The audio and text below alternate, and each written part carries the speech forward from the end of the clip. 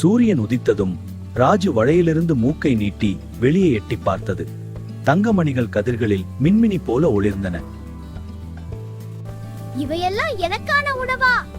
இவ்ளோ உணவை எப்படி சாப்பிட்டு முடிப்பது? பொறுமையாக இரு ராஜு. பகலில் வெளியே சென்று உணவை சேகரிப்பது மிகவும் ஆபத்து. சூரியன் மறைந்த பிறகு வெளியே போய் உணவை சேகரிப்போம்.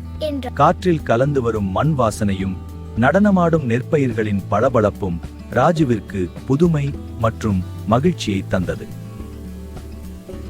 பகல் முழுவதும் ராஜு தங்க நெல்மணிகளை நினைத்திருந்தது.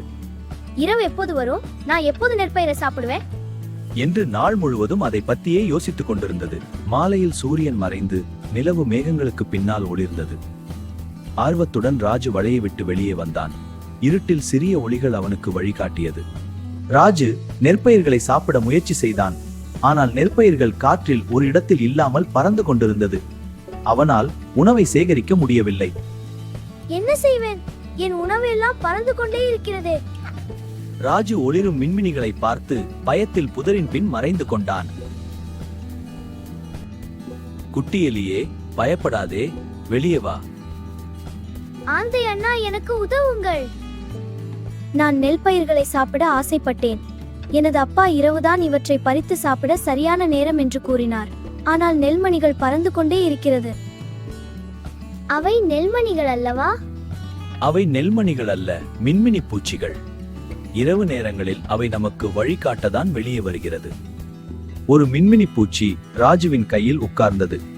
ஒளி குளிர்ச்சியாகவும் இனிமையாகவும் இருந்தது. ராஜு அதை ஆச்சரியமாக பார்த்தான்.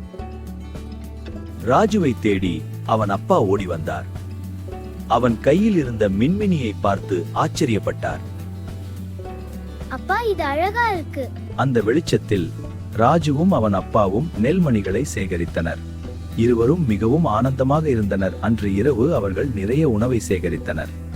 மகிழ்ச்சியுடன் ராஜுவும் அவன் அப்பாவும் வழிக்கு திரும்பினார்கள். இரவு அனுபவம் அவனுக்கு இனிமையான நினைவுகளை தந்தது.